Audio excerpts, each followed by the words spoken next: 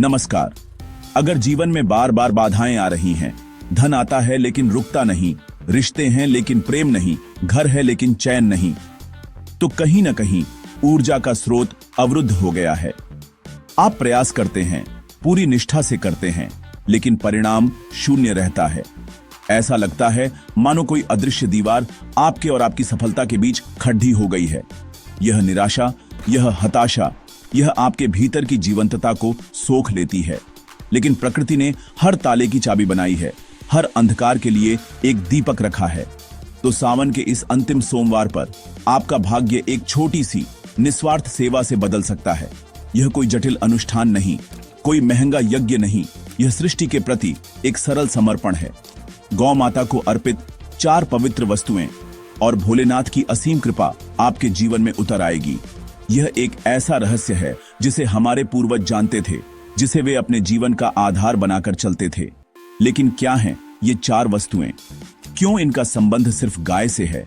और कैसे यह उपाय केवल अंतिम सोमवार को ही इतना शक्तिशाली और असरकारक हो जाता है? जवाब मिलेगा, लेकिन ध्यान से सुनिए। एक भी शब्द चूक गए तो प्रभाव अधूरा रह जाएगा, क्योंकि यह क्रिया नहीं, यह चेतना का खेल है। भाव के बिना किया गया अर्पण केवल एक लेन देन है, और लेन देन से कृपा नहीं मिलती।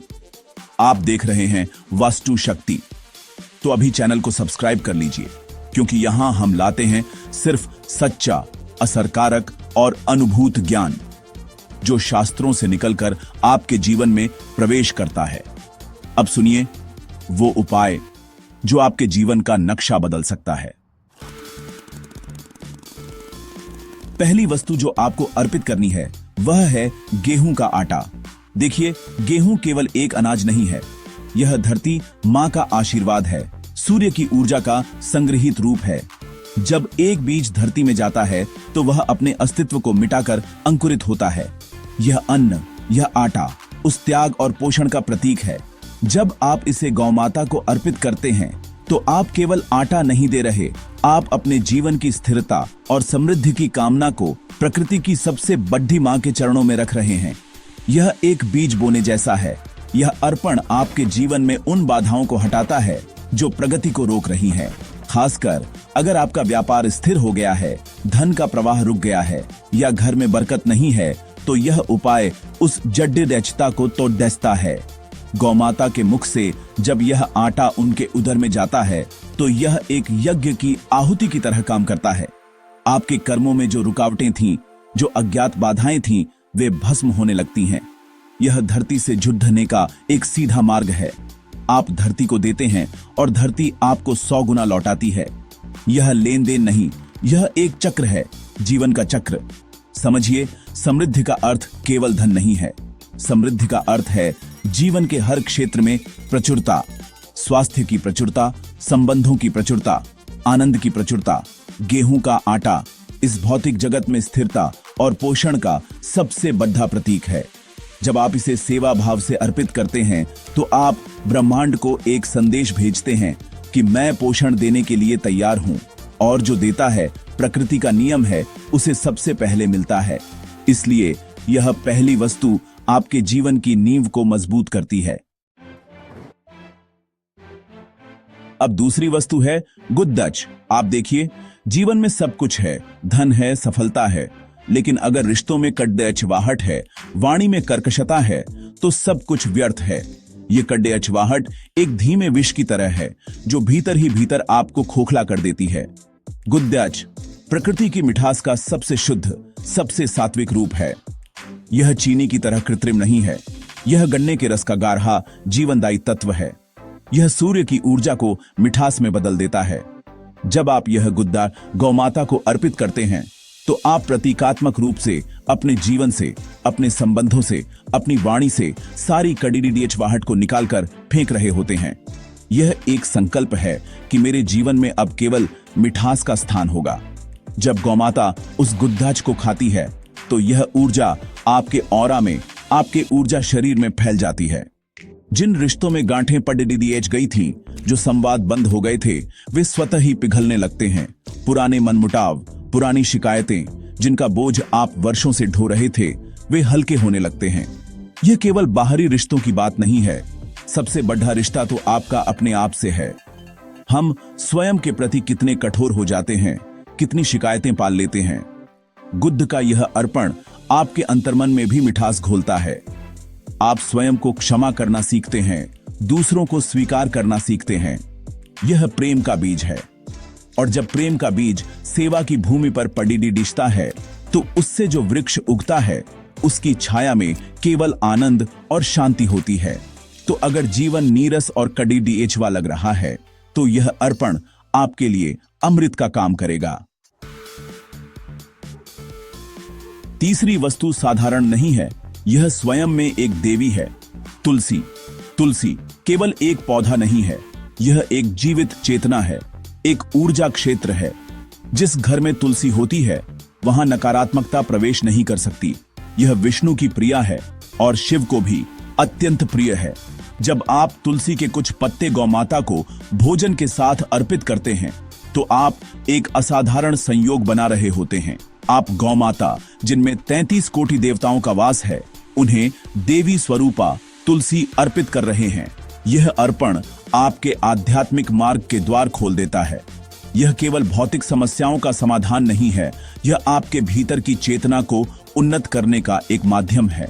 शिव और विष्णु, संहारक और पालक, इन दोनों की ऊर्जाओं का संतुलन आपके जीवन में स्थापित होने लगता है।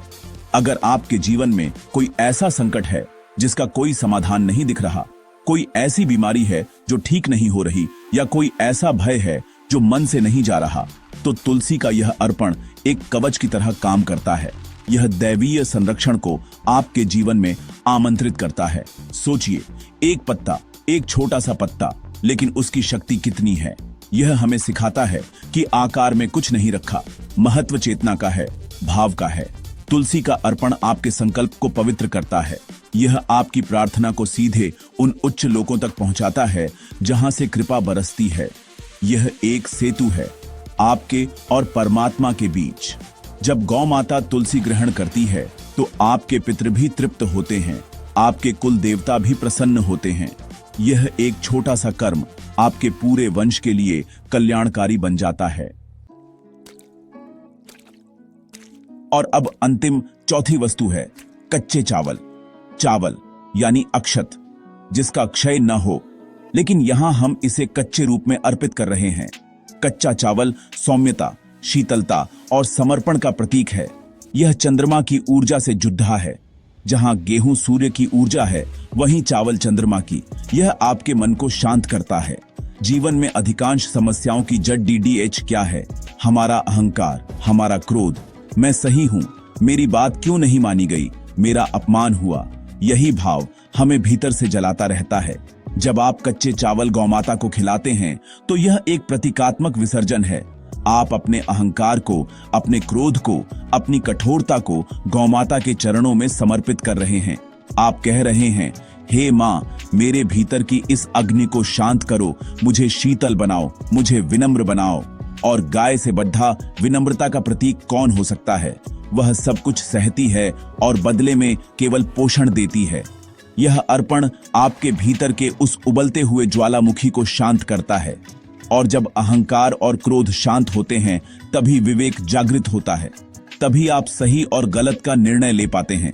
आपके जीवन में जो सबसे बड़े विघ्न हैं वे बाहर नहीं, वे आपके भीतर हैं। यह क्रोध, यह अहंकार, यही वे राक्षस हैं जो आपकी उन्नति को रोके हुए हैं। चावल का यह अर्पण इन राक्षसों की आहुति है। यह आपके मन को निर्मल बनाता है, जैसे पूर्णिमा का चांद। और जब मन निर्मल होता है तो परमात्मा का प्रतिबिंब उसमें स्पष्ट दिखाई देता है। यही है सिद्धि का सच्चा मार्ग, स्वयं के दोषों का विसर्जन। लेकिन ध्यान रहे, इन चारों वस्तुओं को एक साथ प्रभात काल में सूर्योदय के समय और AUM नमः शिवाय का जप करते हुए अर्पित करें। यह केवल एक क्रिया नहीं, एक साधना है। जब आप यह अर्पण करें तो गाय की आंखों में देखकर उसे जय गौ माता कहें। उसकी आंखों में आपको संपूर्ण ब्रह्मांड की करुणा दिखाई देगी। उसके पांव छुए और मन में एक ही संकल्प लें, अब मैं सेवा से ही सिद्ध का मार्ग चुनूंगा। यह संकल्प ही इस उपाय की आत्मा है।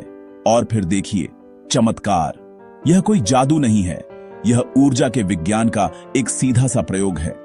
कई श्रद्धालुओं ने बताया कि इस उपाय के बाद उनका रुका हुआ धन मिला, जमीन का झगड़ा खत्म हुआ, नौकरी में प्रमोशन हुआ या वर्षों से अटके विवाह तय हो गए। लेकिन यह चमत्कार वस्तुओं ने नहीं, आपके भाव ने किया है। यह कोई तंत्र नहीं, कोई टोना नहीं, यह भाव की शक्ति है। और भाव से की गई निस्वार्थ सेवा ही शिव तक पहुंचने का सबसे सीधा, सबसे सरल राजमार्ग है। अब आपसे एक निवेदन है, अगर आप इस सावन कुछ भी विशेष नहीं कर पाए तो केवल यही एक उपाय कर लीजिए। ना यज्ञ, ना तर्पण, ना व्रत, बस यह एक गौ सेवा। और फिर जीवन की राहें खुलती हैं ऐसे जैसे पतझड़ के बाद वसंत आता है। इसलिए अगर आपने जीवन में कभी अपने भाग्य को बदलने की सच्ची कामना की है तो इस बार सिर्फ सोचिए मत, यह उपाय कीजिए। अब बताइए, क्या आप इस अंतिम सोमवार को यह उपाय करेंगे? कमेंट में बस लिखिए जय गौ माता। और अगर आपने कभी किसी को गौ माता को यह अर्पण करते देखा है तो उस अनुभव को भी कमेंट में जरूर साझा करें। और हां, अगर आपको यह जानकारी गहन लगी तो चैनल को जरूर सब्सक्राइब करें, क्योंकि यही है वास्तु शक्ति, जहां हर उपाय है आपकी उन्नति की